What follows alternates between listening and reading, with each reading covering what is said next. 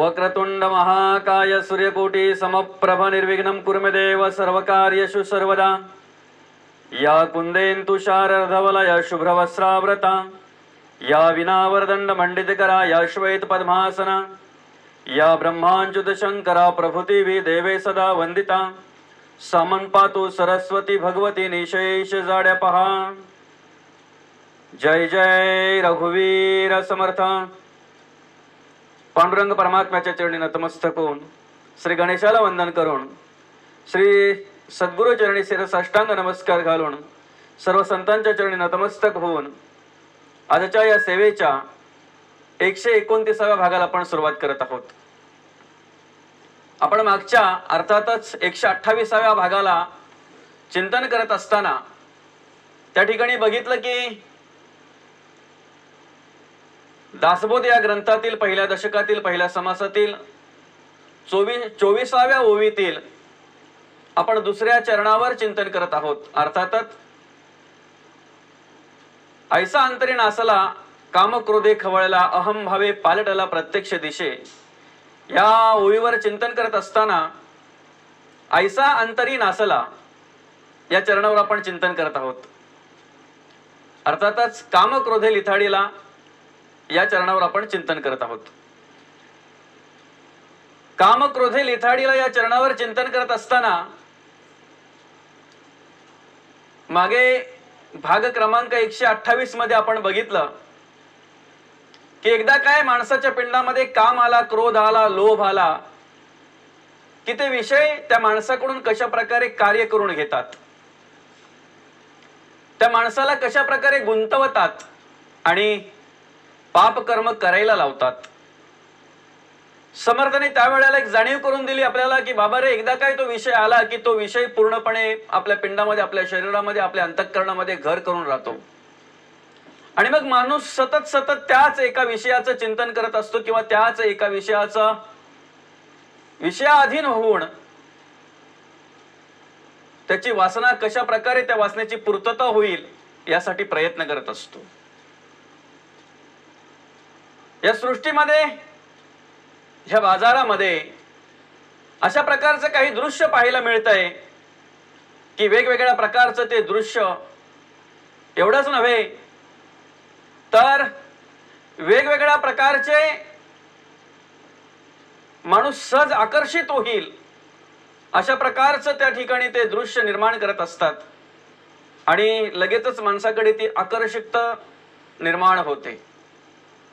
मनाची लगेच त्या ठिकाणी ओढ निर्माण होते, मन लगेच ते मिळवण्यासाठी प्रयत्न करायला लागतंय आणि अशा प्रकारे केवळ एकच विषयाचं नाही तर अनेक सगळ्याच विषयांचं अशाच परिस्थितीने सगळे काही कर्म घडत असतात। कामापासून, क्रोधापासून, लोभापासून एकदा काय ते विषय आले की ते मग त्या पद्धतीने ते कार्य करायला लागतात। आणि आपण त्या भाग क्रमांक 128 मध्ये शेवटी बघितलं की एकदा काय तो माणूस त्या विषयाधीन झाला की ते विषय माणसाची झोप सुद्धा उडवतात। कारण एखाद्या गोष्टीची माणसाला सवय लागली, एखाद्या गोष्टीची माणसाच्या इंद्रियांना सवय लागली की तो विषय, त्या वासनेची पूर्तता जर झाली नाही तर ते इंद्रियच त्याला झोपू देत नाहीत, ती वासनाच त्याला झोपू देत नाही, ती इच्छा जी असते ती इच्छाच त्याला झोपू देत नाही। समर्थाने दाखवलं की खवळला जातो माणूस, खवळणे, काम क्रोधे खवळला। खवळणे म्हणजे काय तर ज्या वेळेला आपण बघतो एखाद्या माणसाच्या मनाविरुद्ध होतंय आणि मनाविरुद्ध झाल्यानंतर त्याचं जे रूप असतंय ते प्रत्यक्षात असतंय ते वेगळं आणि खवळल्यानंतरचं रूप वेगळं असतंय। मग ते अक्राळ विक्राळ रूप त्याने ते धारण केलं की लगेच घरातले समजतात हा आज जरा खवळलेले आहेत, खवळणे। त्याच पद्धतीने एकदा काय तो काम माणसाकडे आला की मग परिस्थिती अशी निर्माण करतो की त्याला सर्वत्र ती वासनाच दिसत असते।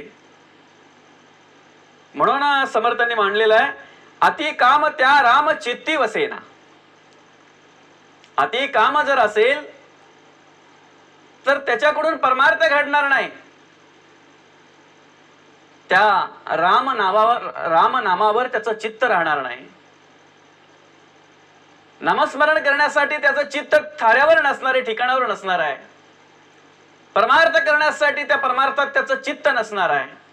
म्हणून अति काम त्या राम चित्ती वसेना. एकदा काय तो विषय माणसाकडे आला की माणसाला सर्वत्र ती भोगवस्तूच दिसायला लागते. त्याच पद्धतीने तो सर्वत्र पाहत असतो. आणि एकदा तो विषय ती वासना आणि त्या वासनेअधीन मनुष्य झाला की पूर्णपणे भ्रमामध्ये वावरत असतो. सगळं जग जे आहे, सगळा समाज जो आहे, कुटुंब, नातेवाईक, आपल्या संसारातील सगळेच जे संसारात आपल्याला प्राप्त झालेले आहेत, त्या सगळ्यांचं विस्मरण होतंय माणसाला. आणि त्याला फक्त तेवढंच वाटतंय की ती एक वस्तू म्हणजे माझं पूर्ण जग आहे आणि तेवढंच एक ती वासना म्हणजे माझं संपूर्ण आयुष्य आहे. तेवढ्या प्राप्तीसाठी तो काय काय करायला तयार होतो. त्या एका वासनेच्या प्राप्तीसाठी तो सगळ्यांचा त्याग करायला तयार होतो, सगळ्यांना विसरायला तयार होतो. आणि शेवटी काही ठिकाणी असं पाहायला मिळतंय की जर ती वासना मिळत नसेल तर त्याचा देहही तो संपवायला तयार होतो. एवढा तो माणूस त्या वासनेअधीन होतो, एवढा तो माणूस त्या विषयाधीन होतो. हे एकाएकी घडत नसतंय. कोणतीही गोष्ट ही एकाएकी घडत नसते. माणूस तंबाखू खायला लागतो बघा. आता त्याला काही लहानपणापासून किंवा अगदी जन्मल्यापासूनच त्याला ती सवय असते असं नाही. जसा तो मोठा होत जातो, जसा त्याला संग लागतोय, जसा तो मित्रांमध्ये जातो आणि त्यातला एखादा दुसरा कोणीतरी मित्र खात असतो, तो खात असताना पाहता पाहता हा पण एक कुठेतरी चव घ्यायला जातो.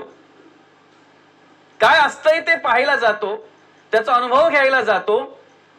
पण अनुभव घेता घेता, चव घेता घेता एवढा त्या वासनेअधीन होतो, एवढा त्या तंबाखू अधीन होतो की ज्या वेळेला त्याला कळतंय तंबाखूमुळे कर्करोग होतो, ज्या वेळेला त्याला कळतंय की हे हानिकारक आहे, मी जे खातोय ह्याच्यामुळे मला आजार होऊ शकतो, रोग होऊ शकतो, त्यावेळेला तो त्याचा त्याग करायला पाहतो, ती वस्तू सोडायला पाहतो. अंतःकरणापासून त्याला असं वाटतंय की ते मला नको.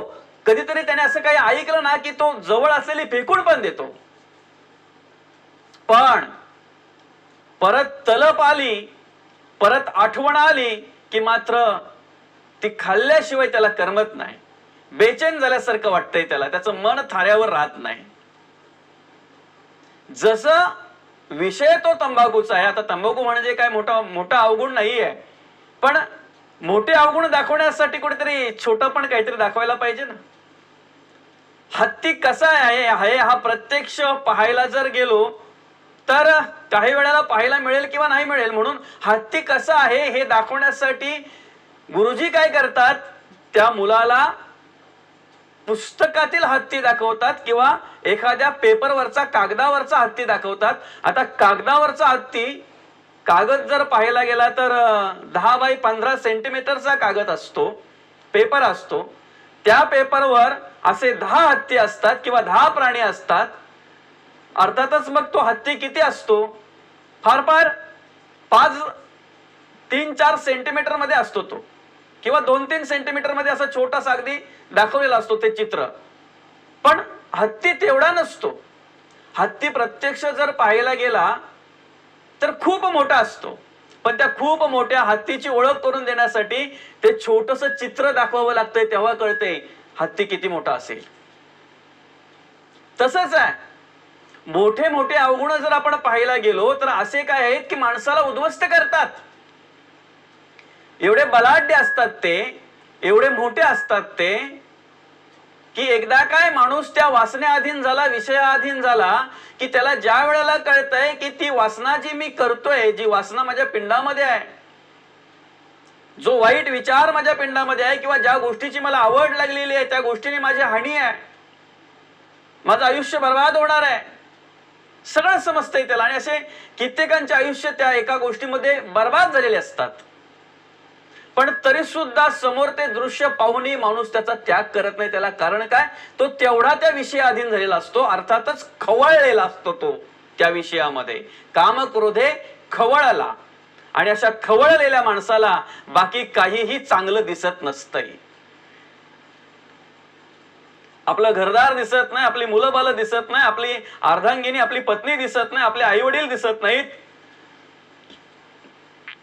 आपलं कुटुंब दिसत नाही, आपला समाज दिसत नाही. त्यावेळेला तो डायरेक्ट बोलतोय, पण समाजाची मला काही गरज नाही, कुटुंबाची मला काही गरज नाही, घराची मला काही गरज नाही. म्हणजे एवढा त्या एका विषयाधीन होतोय की त्याला फक्त असं वाटतं तेवढी एक मला प्राप्त झाली ती वासना, तो एक विषय मला तेवढा प्राप्त झाला की बस मला बाकी काही नको. एवढा तो त्या विषयाधीन झालेला असतो. आणि मग एवढा विषयाधीन झाल्यानंतर जर जे पाहिजे ते त्याला प्राप्त जर झालं नाही तर तो आत्महत्याही करायला तयार होतो. ह्या स्टेज पर्यंत विषय नेतात त्याला, ह्या स्टेप पर्यंत विषय नेतात त्याला. म्हणून समर्थाने मांडलेला आहे की ह्या कामाने क्रोधाने एकदा काय माणूस खवळला ना की तो माणूस म्हणून कार्य करत नाही. तो माणूस म्हणून त्याच्याकडे ते विचार नसतात, माणूस म्हणून जगत नसतो तो. तर एखाद्या प्राण्याला लाजवतील अशी कर्म त्याच्याकडून घडत असतात. एखाद्या प्राण्याकडूनही त्या पद्धतीची कर्म घडत नसतील अशा पद्धतीची कर्म तो करत असतो. पण त्यावेळेला त्याच्या डोळ्यावर भुरळ आलेली असते, अंधश्रद्धा, अज्ञान, भ्रम ह्याची पट्टी बांधलेली असते आणि त्या भ्रमात तो वावरत असतो. शेवटी परिस्थिती अशी होते, संपता संचिताचे शेष ढकलून देती. ह्या वासनेअधीन झालेली माणसं, ह्या विषयाधीन झालेली माणसं कुठपर्यंत चांगली राहतात, कुठपर्यंत चांगली वागतात? जोपर्यंत शिल्लक आहे तोपर्यंत. एकदा शिल्लक संपली ना की त्यांचे हाल कुत्रा खाणार नाही अशा प्रकारचे हाल होतात त्यांचे. म्हणून मागच्या भागामध्ये आपण विचार केला 128 भाग क्रमांक 128 मध्ये की अरे इंद्रपदाला गेलेला असतानाही जर त्याला भग पडली, त्या एका वासनेपायी इंद्रपदाला गेलेला असतानाही जर त्याला भग पडली तर आपण कोण आहोत हा विचार आपण केला पाहिजे. आणि म्हणून आपण मागे 128 भाग क्रमांक 128 मध्ये शेवटी विचार केला, एक चिंतन केलं की मग ह्या विषयांवर आपल्याला जर विजय मिळवायचा आहे, विषयांपासून जर बाजूला व्हायचं आहे, आणि जे विषय आपली झोप उडवतात, लोभ आला की माणसाला फक्त झोपेतही पैसाच दिसतो, क्रोध आला की तो माणूस झोपेतही त्या प्रकारचे भांडणच करत असतो. त्याला वाटतंय असं अगदी मला ते भांडण झालंय ना, अमुक असा तो आहे पुढे आणि मी त्याच्या लात मारलेली आहे, आणि तो झोपेमध्ये लात पण मारतोय, पण ती लात लागते भिंतीवर. त्या भिंतीवर लात लागल्यानंतर, पाय लागल्यानंतर त्याच्या पायाला दुखापत होते. तेवढ्या रात्रीचे सगळं काही ते मलमपट्टी करावी लागते. घरातले विचारतात काय झालं, त्यावेळेला तो सांगत असतो असं स्वप्न पडतंय. जागृती जे जागेपणामध्ये असतंय ना ते स्वप्नात दिसतंय. मणी वसे ते स्वप्नी दिसे. संतांनी काय सांगितलेलं आहे, ज्याप्रमाणे आपल्या मनामध्ये असतंय ना त्याप्रमाणे आपल्याला स्वप्नात दिसत असतंय. मग मनात काय पाहिजे ते चिंतन आपण केलं बाबा रे, अखंड हरिनाम मुखामध्ये पाहिजे, अखंड देवाचं चिंतन आपण केलं पाहिजे. आणि जर अखंड देवाचं चिंतन आपण केलं तर विषय जरी झोप उडवत असले, विषयाधीन झाल्यानंतर जरी माणसाला झोप लागत नसेल, तरी एकदा देवाचं चिंतन करायला लागलो ना, देवाचं नामस्मरण करायला लागलो ना की कसे डोळे मिटले जातात माणसाचं माणसालाही कळत नाही. त्याला कारण काय, तर सगळी इंद्रिय त्या नामस्मरणामुळे समाधान पावतात. आता विषयाधीन झाल्यानंतर माणसाची झोप का उडते, तर सगळी इंद्रिय ती कल्पना करत असतात, सगळी इंद्रियांकडे ती वासना असते, आणि ती वासना प्राप्तीसाठी, त्या वासनेची प्राप्ती व्हावी म्हणून, ती वासनेची पूर्तता व्हावी म्हणून सगळे इंद्रिय त्याप्रमाणे कामाला लागलेले असतात. डोळे सांगायला मिटलेले असतात, पण मात्र त्यांच्या ठिकाणीही ती वासना भरलेली असते. सगळं संपूर्ण अंग असं अंथरुणावर पडलेलं असतंय, पण संपूर्ण अंगामध्ये ती वासना भरलेली असते. आणि त्यामुळे काय होतंय तर ते विचार, ती बुद्धी त्या पद्धतीने कार्य करत असते. आणि केवळ त्याच विचारामुळे माणसाला बेचैन झाल्यासारखं वाटतंय. आणि मग इकडच्या कुशीवरून तिकडच्या कुशीवर, इकडची बाजू झाली की तिकडची बाजू, असं तो रात्रभर अशाच पद्धतीने तो त्या विचारामध्ये असतो. त्याला ती वासना झोप लागू देत नाही, त्याला ती वासना निवांत बसू देत नाही.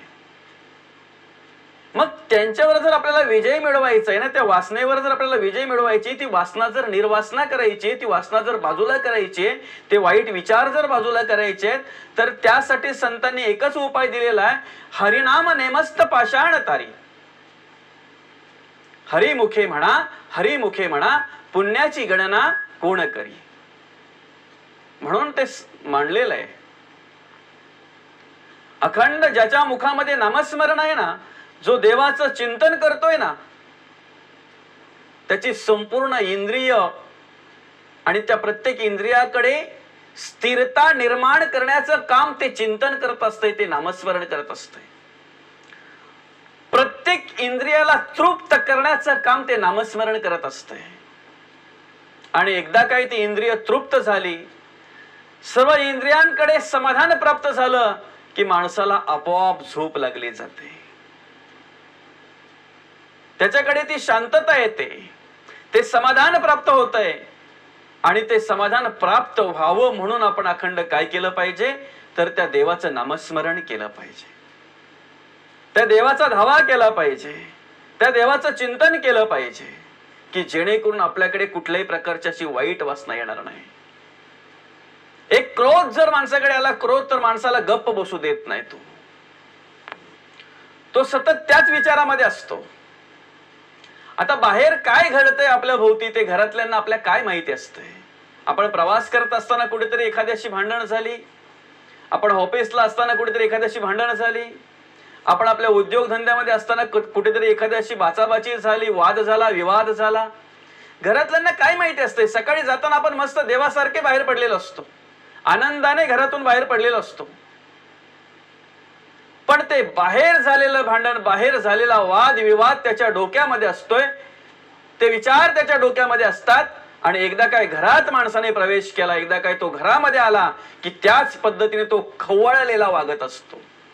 मग घरातले विचार करतात की सकाळी जाताना व्यवस्थित होते, सकाळी जाताना अगदी व्यवस्थित देवासारखे घराच्या बाहेर पडले, सर्वांचा निरोप घेऊन व्यवस्थितरित्या, आणि आता आल्यानंतर असे एकदम खवळल्यासारखे का झालेले आहेत. त्यांना काय माहितीये कुठे काय झालंय ते. अशा प्रकारचा तो वावरत असो, अशा प्रकारे तो वागत असतो की सगळे चिंताग्रस्त होतात. असे का वागतात,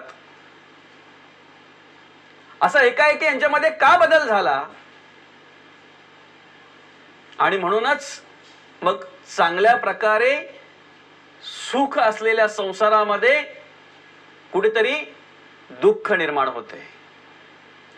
चांगल्या प्रकारे आनंदात चाललेल्या संसारामध्ये कुठेतरी दुःख निर्माण होते. अशा प्रकारचे विचार त्या ठिकाणी पाहायला मिळतात, अशा प्रकारची कर्म त्या ठिकाणी पाहायला मिळतात. मग संतांनी त्यासाठीच सांगितलेलं आहे की आपल्या घरातलं वातावरण असं ठेवा, आपण ज्या वेळेला प्रवेश करतो त्यावेळेला वाटलं पाहिजे की मी घरात नाही एखाद्या मंदिरामध्ये प्रवेश करतोय. कोणी पाहुणा जरी आपल्याकडे आला ना तरी त्याला असं वाटलं पाहिजे की मी घरात नाही, कुठल्या तरी एखाद्या मंदिरामध्ये आलेलो आहे. एवढी शांतता आणि एवढी शिस्त आणि अशा प्रकारचा परमार्थ त्या ठिकाणी अनुभवायला मिळायला पाहिजे. हे संतांच्या कृपेने सहज प्राप्त होते. हो, त्यासाठी काय अगदी वेगळं काय असं करावं लागत नाही. त्यासाठी काय आपला उद्योगधंदा सोडायची गरज नाही, आपली नोकरी धंदा सोडायची गरज नाही. ज्या पद्धतीने आपला नोकरी धंदा, जो काही उद्योगधंदा आहे, ज्या पद्धतीने आपल्या घरातील जी काही माणसं आहेत त्याच माणसांमध्ये, त्याच घरामध्ये आनंदाने राहता येतंय. फक्त राहायचं कसं, संत ज्या पद्धतीने राहिले, संतांनी ज्या पद्धतीने त्यांच्या संसारात कार्य केलं, त्यांच्या घरात कार्य केलं, त्या पद्धतीने जर आपण आपल्या घरात कार्य केलं तर नक्कीच घराचं मंदिर झाल्याशिवाय राहणार नाही. मग त्यासाठी रोज सकाळ संध्याकाळ घरामध्ये देवपूजा होणं महत्वाचं आहे. तुम्ही कोणतेही ग्रंथ वाचा, कुठल्याही संतांचं वाङ्मय वाचा, कुठल्याही संतांचं. हो, माझे सद्गुरू सुद्धा सांगतात, माझे गुरु सुद्धा सांगतात की तुम्ही कोणताही ग्रंथ घ्या, कोणाचंही कीर्तन ऐका, कोणाचंही प्रवचन ऐका, कोणाचंही निरूपण ऐका, कुठल्याही देवलात जा, कुठल्याही देवाला पूजा, कुठल्याही देवाचं भजन पूजन करा. फक्त तुम्ही परमार्थ करता हे महत्वाचं आहे.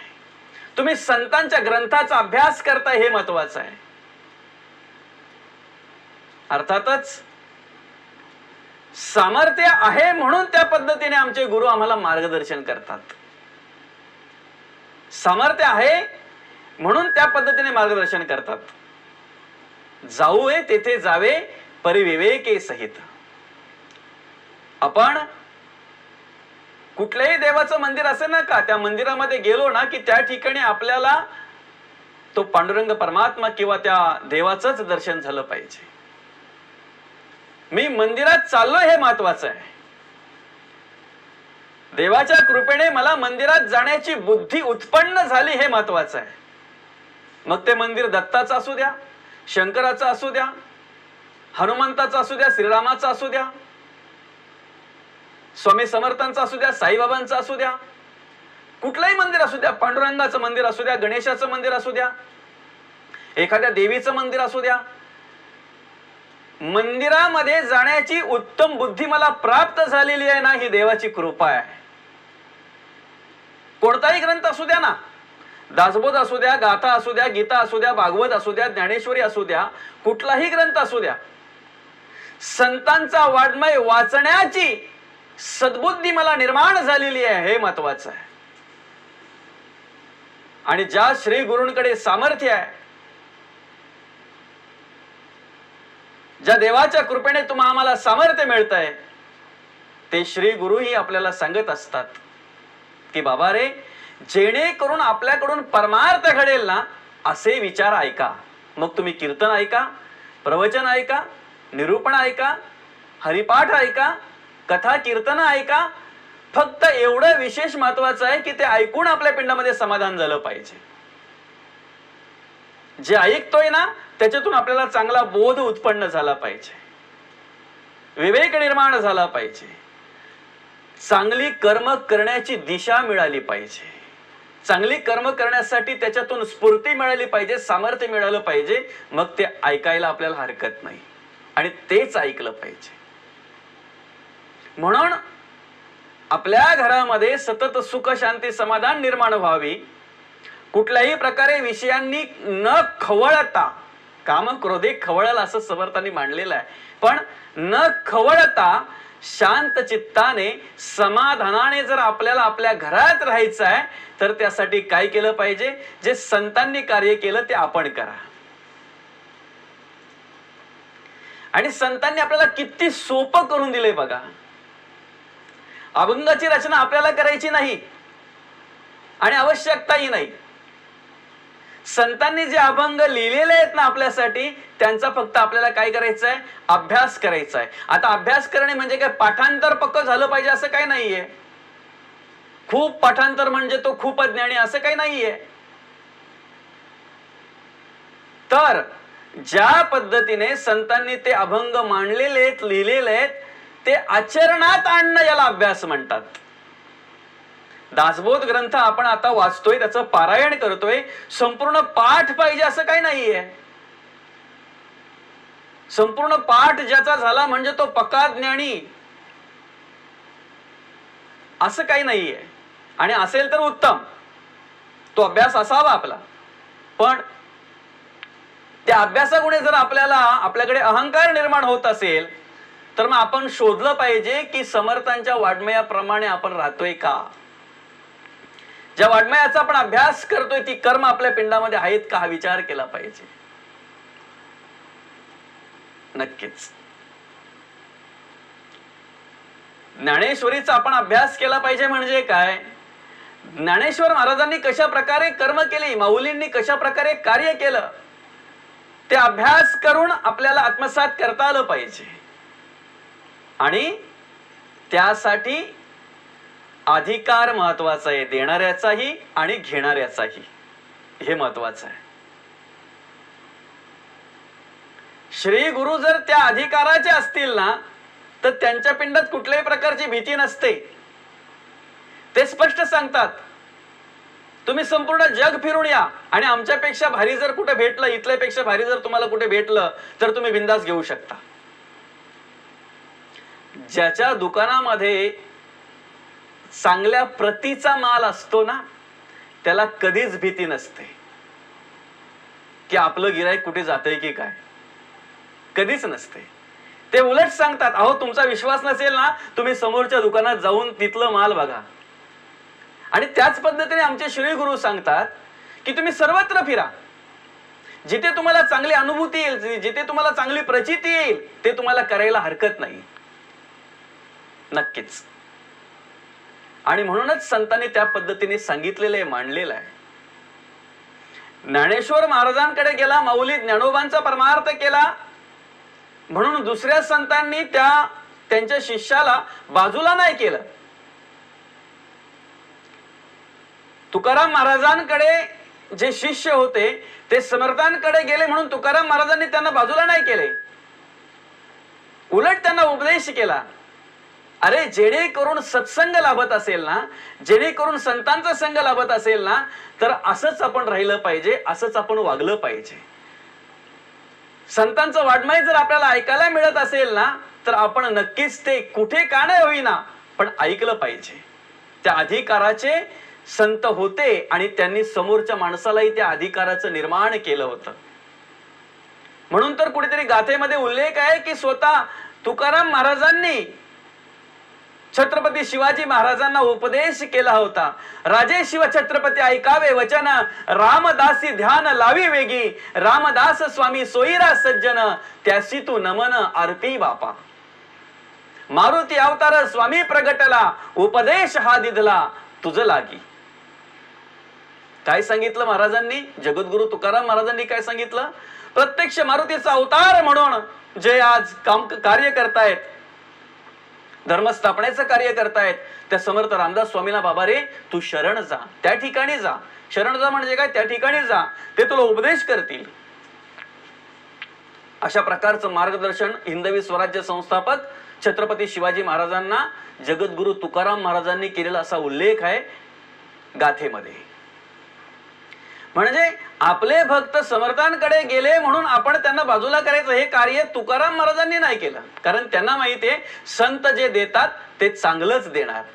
संतांच्या कृपेने जे ज्ञान प्राप्त होईल ते चांगलंच ज्ञान प्राप्त होईल. मग तेच आजही समर्थांना सांगायचं आहे, जाऊ नये तेथे जावे परी विवेक आहे सहित. आपल्याकडे विवेक जर असेल ना, तर नक्कीच तुम्ही कोणत्याही ग्रंथाचा अभ्यास करा, कोणत्याही संतांचं वाङ्मय वाचा, कुठल्याही देवाला बजा पूजा. त्यावेळेला आपण स्मरण ठेवलं पाहिजे की देवाला, देवाचं भजन करण्याची बुद्धी जी मला प्राप्त झालेली आहे ना, ही एक देवाची कृपा आहे. संतांचं वाङ्मयाचा अभ्यास करण्याची जी मला उत्तम बुद्धी प्राप्त झालेली आहे ना, ही एक देवाची कृपा आहे. आणि अशाच प्रकारचं वातावरण जर आपल्या घरात असेल, तुम्ही ज्ञानेश्वरी वाचा, गाथा वाचा, गीता वाचा, दासबोध वाचा, आपल्या घरामध्ये एकनाथी भागवत वाचा. अर्थातच जर पाहायला गेला, जे जे पण ग्रंथ काय असतील ना, ज्या ज्या संतांचं वाङ्मय जे जे काही आपल्याकडे प्राप्त झालं असेल, ते वाङ्मयाचा अभ्यास करा आणि वाङ्मय वाचा. रोज सकाळ संध्याकाळ आरत्या करा, घरामध्ये हरिपाठ करा. ते वातावरण त्या पद्धतीने ठेवलं आपण आपल्या घरातलं, तर नक्कीच आपल्या घरामध्ये सुख, शांती आणि समाधान प्राप्त झाल्याशिवाय राहणार नाही. जे समर्थांनी मांडलंय, काम क्रोधे खवळला, ही खवळलेली अवस्था आपल्या घरात पाहायला मिळणार नाही. नक्कीच खवळलेली अवस्था आपल्या घरामध्ये राहणार नाही. तर दया, क्षमा, शांती, तेथे देवची वस्ती. देवासारखी माणसं आपल्याला आपल्या घरात पाहायला मिळतील. फक्त त्यासाठी काय केलं पाहिजे? त्या पद्धतीने आपलं कर्माचरण पाहिजे, त्या पद्धतीने आपले विचार पाहिजेत आणि त्या पद्धतीने आपण आपल्या घरामध्ये वातावरण निर्माण केलं पाहिजे. नक्कीच होईल, ते सगळं प्राप्त होईल. फक्त आपण त्यासाठी काय केलं पाहिजे? अखंड संतांच्या चरणी राहिलो पाहिजे आणि संतांचा संग आपल्याला शेवटपर्यंत लाभला पाहिजे.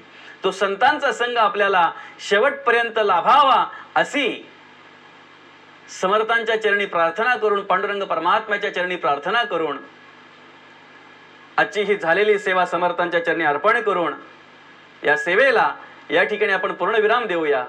रामकृष्ण हरी, रामकृष्ण हरी, रामकृष्ण हरी.